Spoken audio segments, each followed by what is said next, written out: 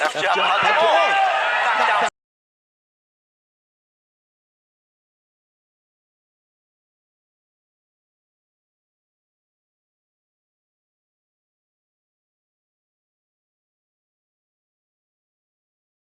In the minimum weight division, Tubong Sorsogon City at Espina naman po galing Davao del Norte. Garcia is the boy in the green trunks, while si Espina naman po is the boy with the yellow waistband. Identical records. Both these fighters brandishing 2-0 marks with 1 knockout apiece.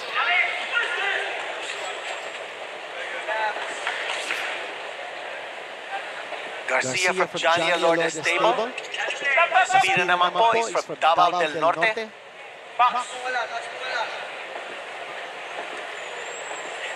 Both fighters are right-handed. Garcia shooting off that left jab, the combination with the right straight.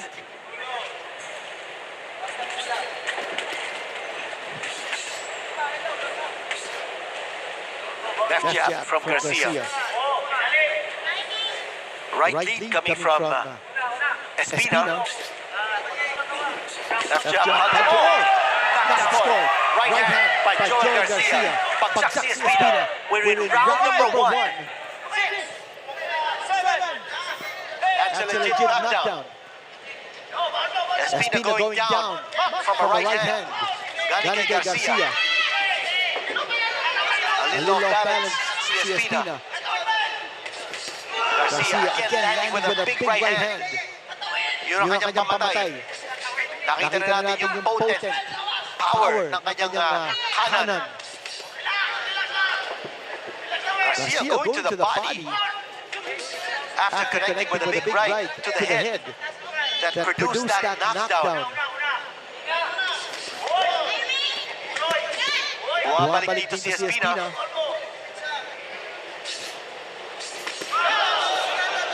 Again, the right hand coming from Garcia. Garcia's precise punching, leading off with that left jab and then following it up with a damaging right straight.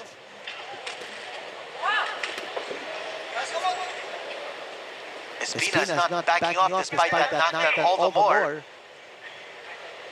He wants to throw caution to the wind. That time another right hand.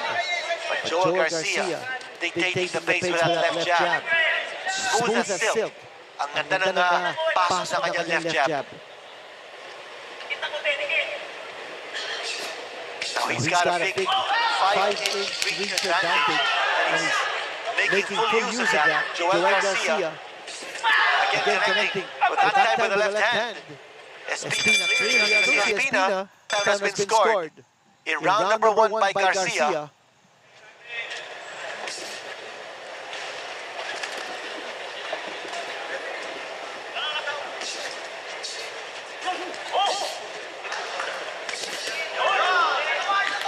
That's a lot of power behind those punches.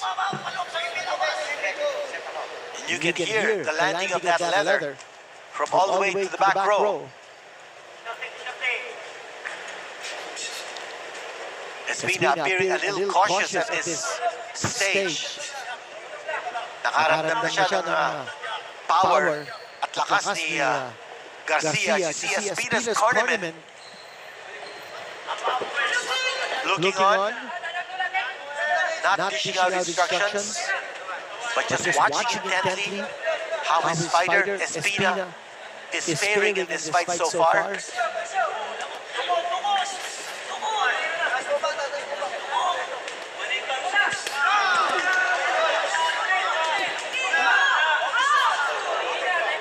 Espina just missed with the right hand.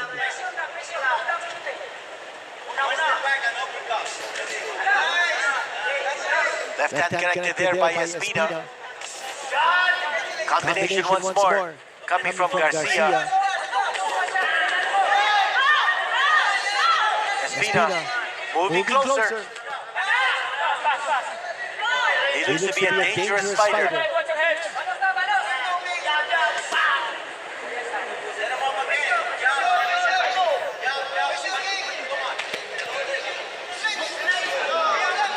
Another right hand there by Garcia.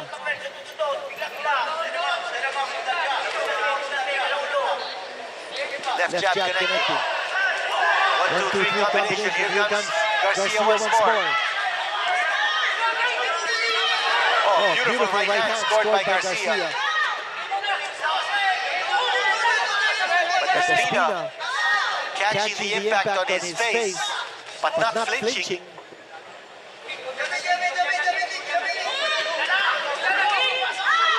Garcia always managing to poke a shot to the body of Espina. Bumabalik din si Espina. Lumalaban. Garcia backtracking a little bit.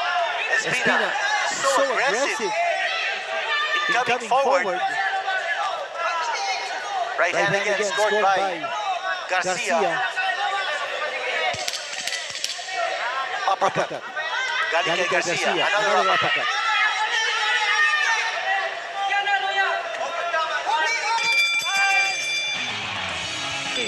Scheduled for 6. Garcia showing good form. His feet set apart, giving him good balance, good height, good reach, good technique. Very basic with his punching. While Espina trying to make a brawl of this. Again, nilalapitan niya si Garcia. There's Espina getting a shot to the face with the left hand of Garcia.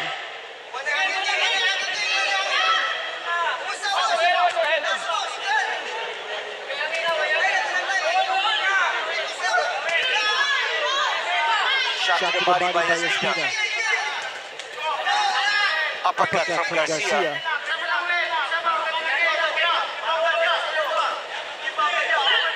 Espina standing right in front of Garcia. That's why he's getting hit. Standing target para kay Joel Garcia. Left hand connected that time.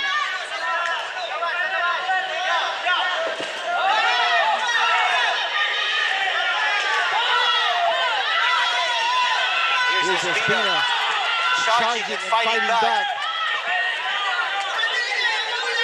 He's taking all the shots coming from Joel Garcia. And Espina is just coming forward, throwing caution to the wind.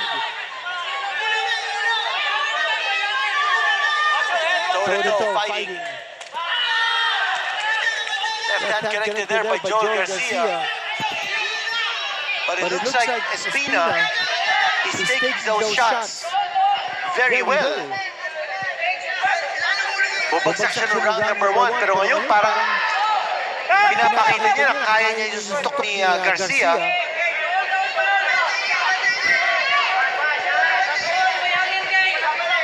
Garcia certainly piling up the points here with that left jab. And then Espina still trying to make a brawl of this. A connection once more by Garcia. He's clearly beating Espina to the punch. Triple left jab coming from Garcia.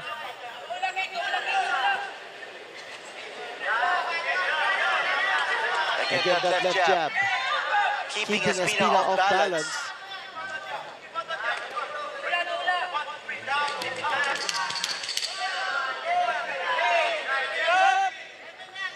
That's going to be the end of the round. Espina, number 4. We are scheduled for 6. It's been all Garcia so far. Although Espina has been charging and trying to be aggressive. Matapang din ito si Espina. Maski na mapapalo umatake. Tinatamaan siya ni Garcia, pero okay lang sa kanya. So long as he's able to come in, close the gap, and throw some punches.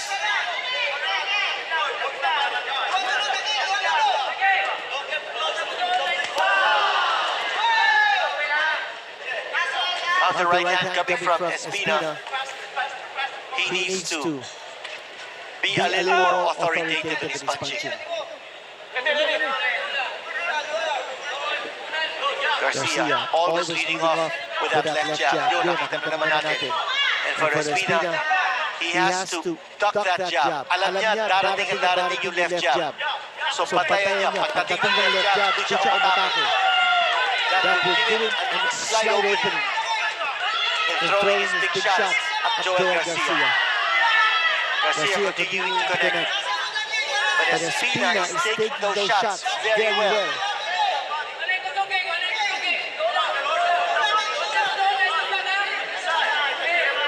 And as a result, he's taking chances. It's a gamble now for Espina to come close to Garcia just for a chance to throw his big shots, his big bounce. Joel Garcia starting off always with that left jab to keep his opponent off rhythm, off track.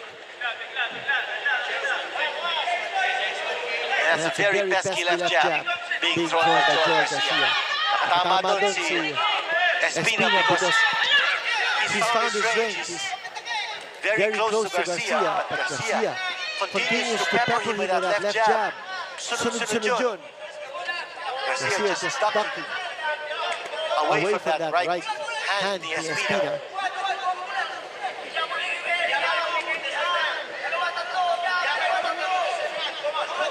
Nice step back by Garcia. Hindi tinamaan ni Espina. Yun. Big right hand that brought the head back of Espina. But it didn't hurt him. As Espina comes charging in, this guy is tough as nails. Matibay ito si Garcia and Espina.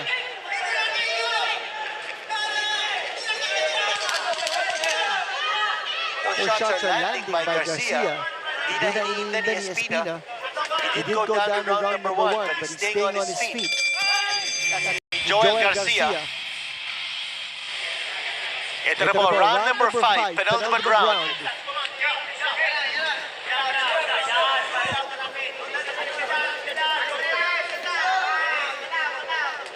Now let's check the hand speed of both these fighters. If they're tiring out, you'll see the delivery will be a little slower than before.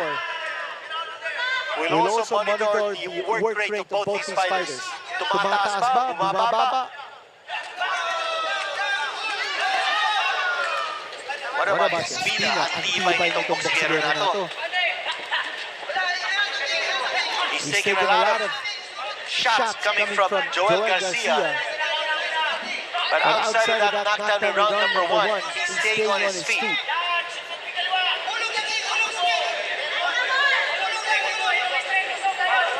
Garcia, when he pokes with that left jab, it's not a strong left jab, but it keeps Espina off balance. And Garcia, he's just looking to land that big right hand. Yan ang kanyang pamatay. But parang nagkukulang din sa power. Si Joel Garcia Espina seems to be taking those shots very well. Yun ang left na sinasabi natin. It's a pesky left jab and it's throwing Espina off rhythm, off balance.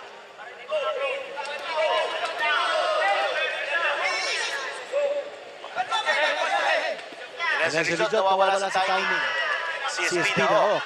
Series of shots there thrown by Joel Garcia. Nawalang sagot coming from Espina.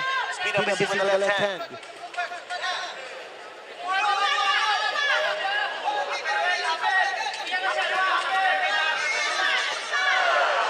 Look at that target practice on the part of Joel Garcia. Tama nun. A bit of loose tape now on the left glove of Espina. He's taking some shots here from Garcia. It's target practice time para kay Joel Garcia. Yun na lang, nagkulang na sa power. Joel Garcia has shown a little more power. He's throwing those punches, but he's not hurting Espina. And those punches of Garcia are coming strictly from the shoulder. So he's not putting body weight behind those punches. As a result, kulang sa lakas. Yun, no? Oh, that was a solid shot. Scored by Garcia. Rocked the head of Espina back. And another one, but Espina standing on his feet. Espina. And ready to go another 6 rounds. But this is the last frame of this contest. Espina needs a knockout to win this fight. No doubt about it.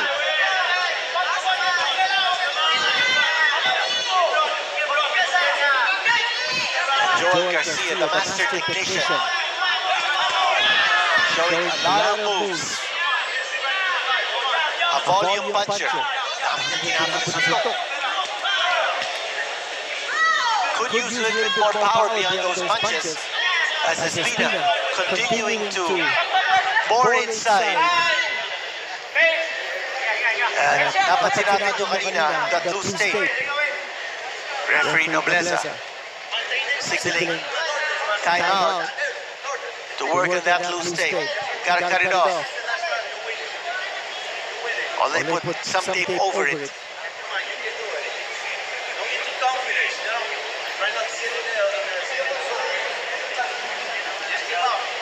It shouldn't take too much time. You don't want to give the fighters an undue advantage by getting some rest. Yan po si Joel Garcia, unmarked in this fight. He's been in control.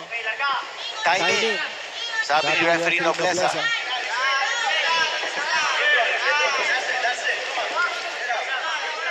Missing that shot was